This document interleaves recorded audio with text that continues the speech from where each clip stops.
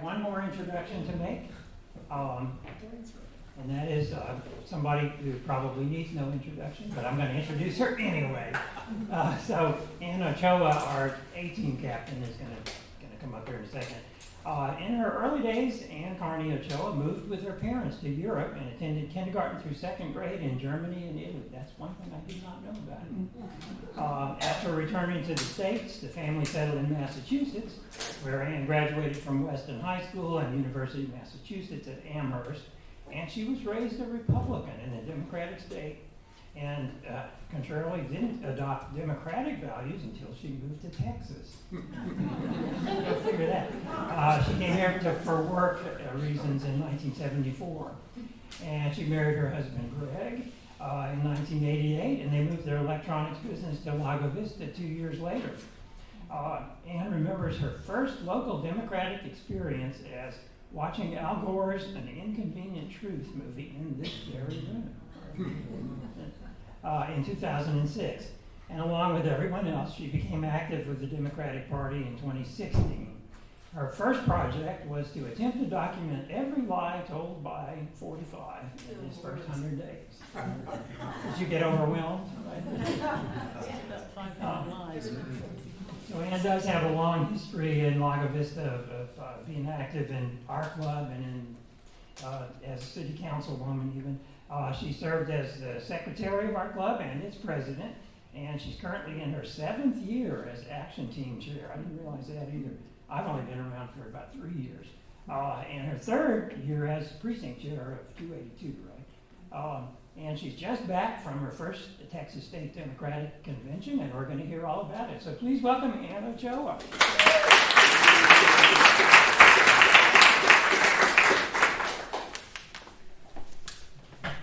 Okay. My voice is a little scratchy, so I'm going to get as close as I can to the microphone. And I want to tell you about the State Democratic Convention that was just this last week in El Paso, Texas, a lovely town. If you haven't had a chance to visit it, do so. Not only has it got a lot of history and some beauty, but it's totally democratic. So I'd like to give you an idea of what it's like to be a delegate to the Texas Democratic Convention, as Joan Carney and I were last weekend in El Paso. For first-time convention goers, it's like drinking from a fire hose. 3 days of immersion in the democratic process is overwhelming, to say the least.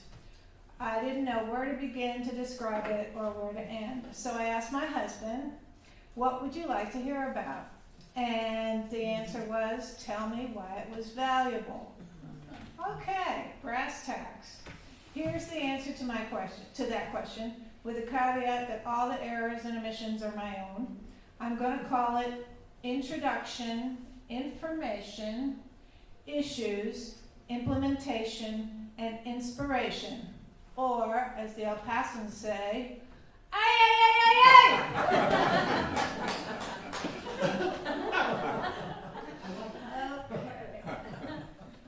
There we go. Back one. There we go. There we are. Okay, happy campers. Okay. On Thursday arrival day, I picked Joan up at the El Paso airport after her arrival on the 9:30 flight from Austin, aka the Democratic Express. Our first job was to pick up our credentials. I was happy about the security for the convention. It was quite soon after the 34 convictions, and I just was in the back of my mind wondering about that. So, there was a lot of security. It included bag searches and wanding every time we entered the convention hall. I was also happy to see the immediate attention. There's a picture of State Party Chair, the Honorable Gilberto Hinojosa, being interviewed. Your two delegates were not interviewed, but we did create some of our own personal news. For example, when Joan was embraced by Big Toe. Next slide, please. Information. Oh yeah, it's working now, I think. Whatever. The convention does its business in 2 ways. And this is kind of dry, but bear with me. district caucuses, and general assemblies.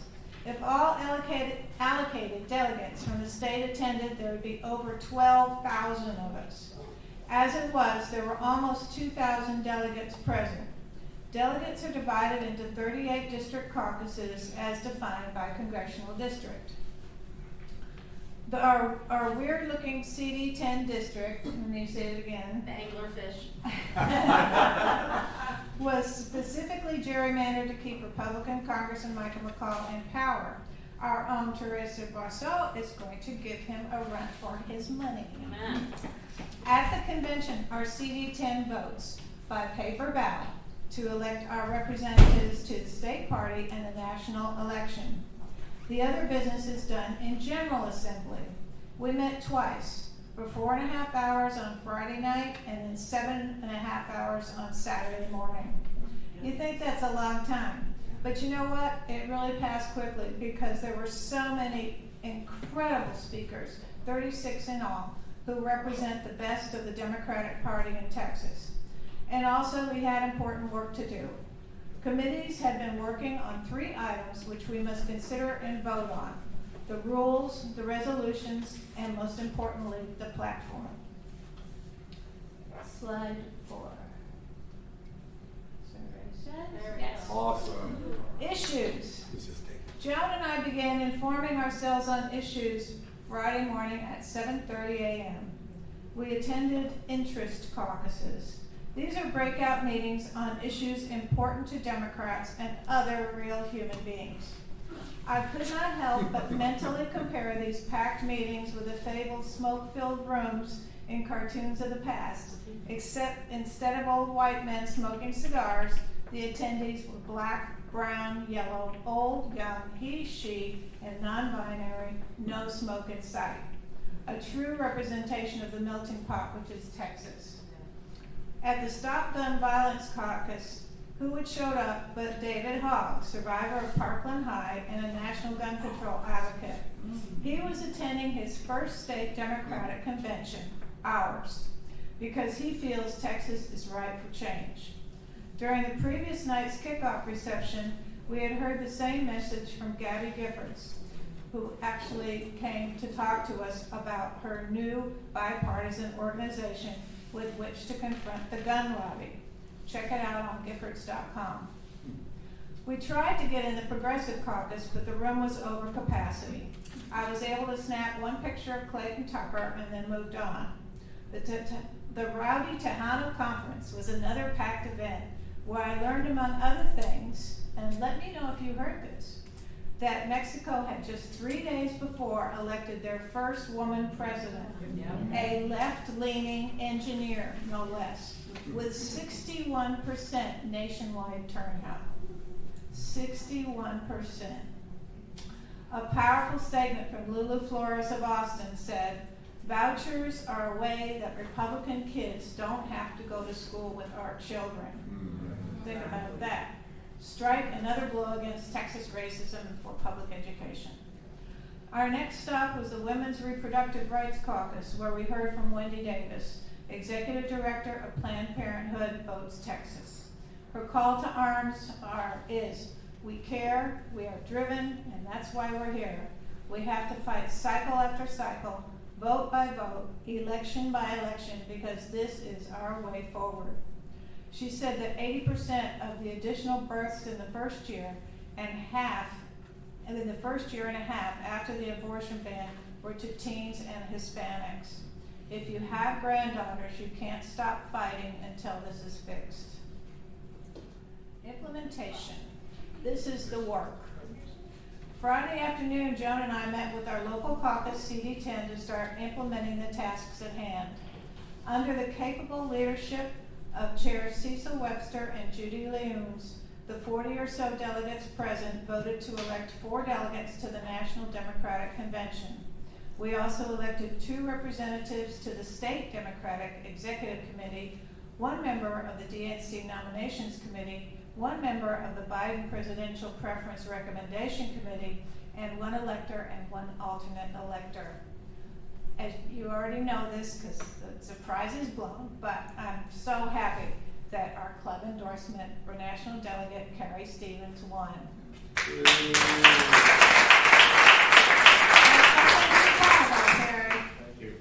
He pictured here with another of our national delegates, Christopher LeVay.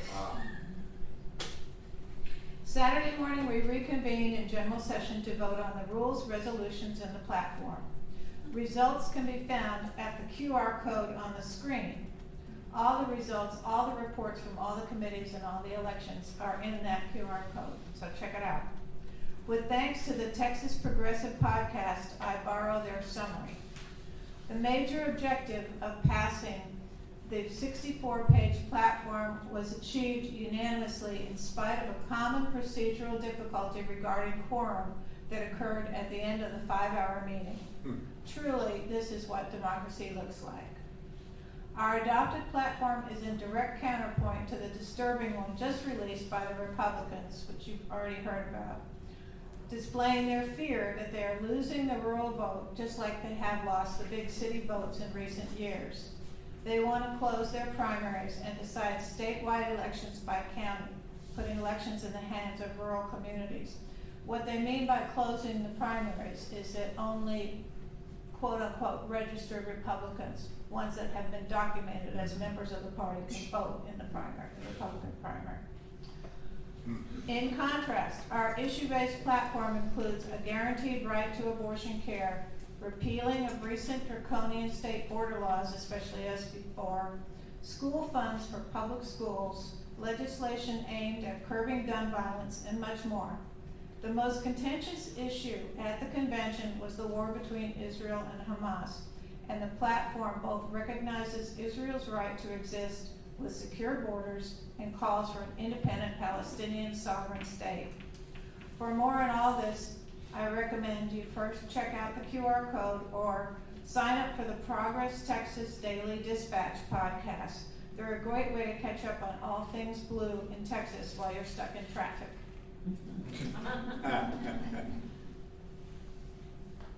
And now we get to the highlight. Going to this convention was like attending one of our Blue Thursdays on steroids. Barbara Alford told me once, there is something so liberating about being in a room full of people who think like you do. Well, try being in a room full of hundreds or thousands of people like that. From the receptions to the general sessions, it was liberating. Like Joan and I, a majority of the 1,900 delegates present were first-time convention goers. Excited, exhausted, sometimes confused, we made our way through the crowded hallways surrounded by people just like us. We heard great speakers like Michigan Governor Gretchen Whitmer, chair of the DNC, who had a 3-part plan for success. Get shit done. We heard from Colin Allred in person, who also has a plan. Send Ted to Cancun for good. We heard from a former NRA member who quit and now advocates for sensible gun laws. One delegate exhorted us to think out of the box by protesting at our state representative's house. What about that? In an emotional moment, the Defenders of Democracy Award was presented to the Texas Democratic Caucus for defeating vouchers, not once, not twice, but 5 times. Over and over, we heard that Texas is perfectly positioned to show the rest of the country how to change leadership. This is because consistently, every race is challenged. City, county, state, and federal voting up and down the ballot is crucial to our success. The message is that we are in this for the long haul. We continue the fight, celebrating each small victory as it happens. I want to leave you with these words from Wendy Davis. When I'm feeling low, I picture a stone cutter at work. Bit by bit, pieces of rock chip away to reveal the perfect shape within. It's not the final blow, it's the 1,000 little chips leading up to that final blow that brings success. Keep pounding the rock. 2 years from now, where will you be? Maybe we'll see each other in Corpus in 2026. Thank you.